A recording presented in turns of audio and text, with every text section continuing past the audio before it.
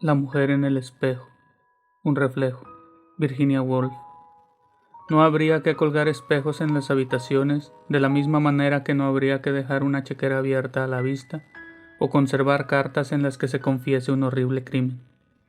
Esa tarde de verano, no podía dejar de mirar el largo espejo que colgaba en el pasillo. La casualidad lo había dispuesto así. Desde las profundidades del sofá en la sala de estar, se podía ver reflejado en el espejo italiano no solo la mesa con tablero de mármol ubicada enfrente, sino un fragmento del jardín, el camino de césped crecido entre las filas de las altas flores, hasta que el marco dorado lo cortaba.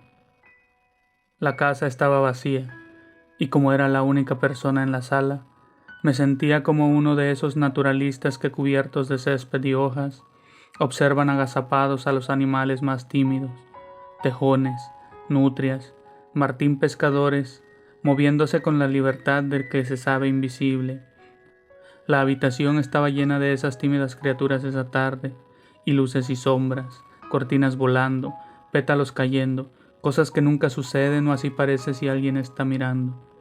La tranquila y vieja habitación de campo, con sus alfombras y chimenea de piedra, la estantería hundida y los armarios laqueados en rojo y dorado, estaba llena de criaturas nocturnas. Venían haciendo piruetas en el suelo, caminando en puntillas y extendiendo la cola.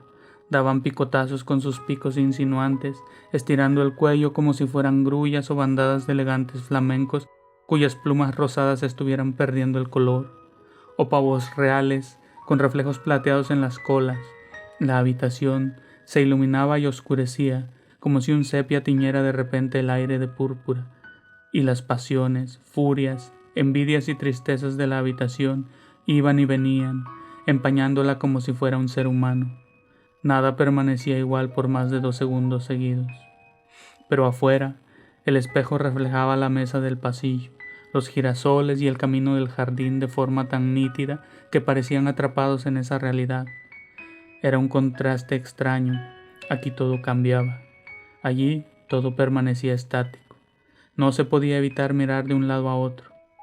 Mientras, ya que todas las puertas y ventanas estaban abiertas por el calor, se escuchaba un suspiro constante, seguido de un silencio. Parecía la voz de lo transitorio y lo perecedero, yendo y viniendo como la respiración humana, mientras que en el espejo las cosas habían dejado ya de respirar y permanecían inmóviles en trance a la inmortalidad.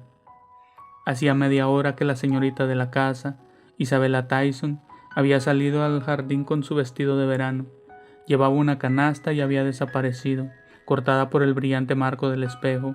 Probablemente había ido a la parte baja del jardín a juntar flores, o parecía incluso más factible, a juntar algo más liviano, fantástico, frondoso y rastrero, una clemátide, o alguno de esos elegantes manojos de convolvuláceas que se enroscan en los feos muros y florecen aquí y allá en capullos blancos y púrpuras. Isabella recordaba más a la fantástica y agitada convolvulácea que la espigada áster, la elegante cinia o sus vivas rosas encendidas como lámparas en las rectas ramas del rosal. La comparación demostraba cuán poco sabía uno de ella después de todos estos años, pues es imposible que una mujer de carne y hueso, de 50 o 60 años, fuera en verdad una corona o un zarcillo. Tales comparaciones son más que inútiles y superficiales, son viles incluso, pues aparecen como la misma convolvulácea, agitándose entre nuestros ojos y la verdad. Tiene que haber una verdad, tiene que haber un muro. De todos modos, era extraño, conociéndola desde hacía tantos años, que uno no supiera la verdad acerca de Isabella, que todavía se formularan frases como estas acerca de convolvuláceas y clemátides. En cuanto a lo certero, era un hecho que era una solterona, que era rica, que había comprado esta casa y traído con sus propias manos, en ocasiones desde los rincones más recónditos del mundo, y a riesgo de envenenamiento por picaduras o contagio de enfermedades de Oriente, las alfombras, las sillas, los armarios, que ahora vivían su vida nocturna ante nuestros ojos. A menudo parecía como si todos esos objetos supieran sobre ella de lo que a nosotros, que nos sentábamos en ellos, escribíamos sobre ellos y caminábamos sobre ellos con tanto cuidado, nos estaba permitido saber.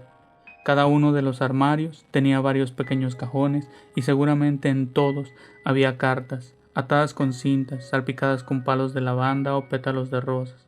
Pues otra verdad, si verdades es lo que uno quiere, era que Isabela había conocido a muchas personas, tenía muchos amigos, y si alguien era lo suficientemente audaz como para abrir un cajón y leer sus cartas, encontraría los rastros de muchas inquietudes, compromisos que cumplir, recriminaciones por no haberse encontrado, largas e íntimas cartas de afecto, violentas cartas de celos y reproche, terribles palabras finales de despedida, pues todos esos encuentros y citas no habían conducido nunca a nada.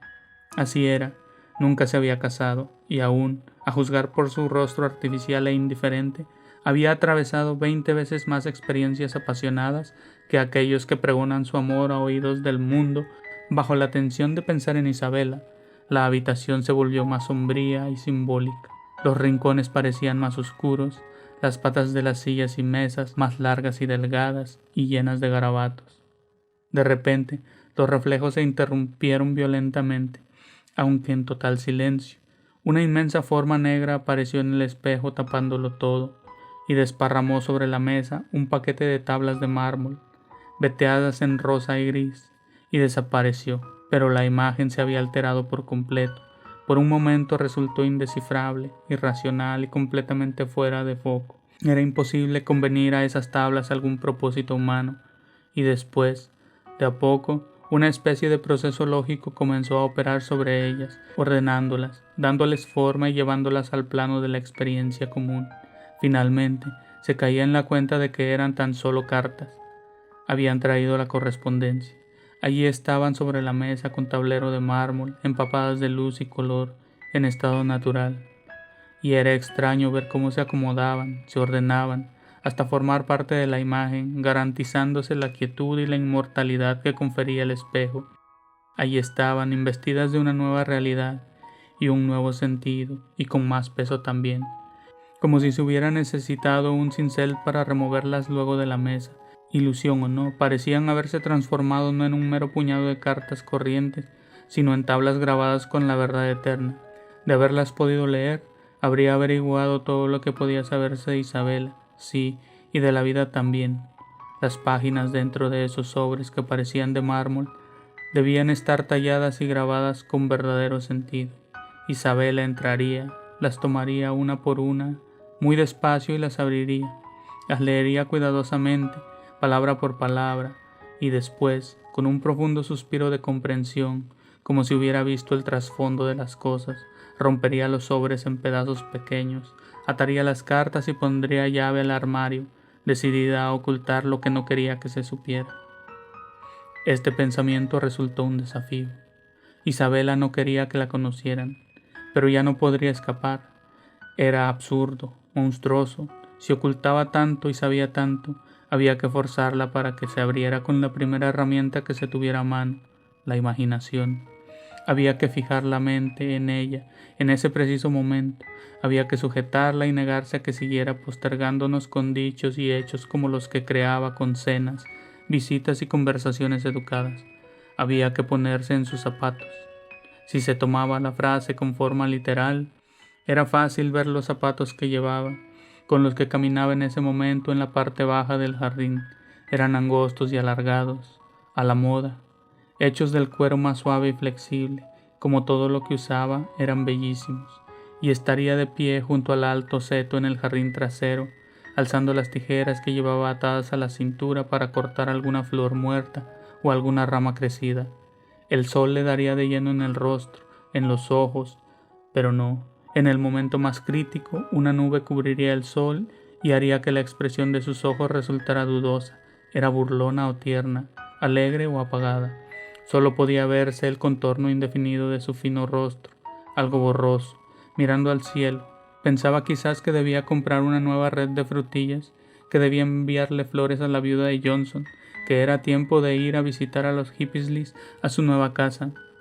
Esas ciertamente eran las cosas de las que hablaba durante la cena, pero uno terminaba aburriéndose de esas conversaciones.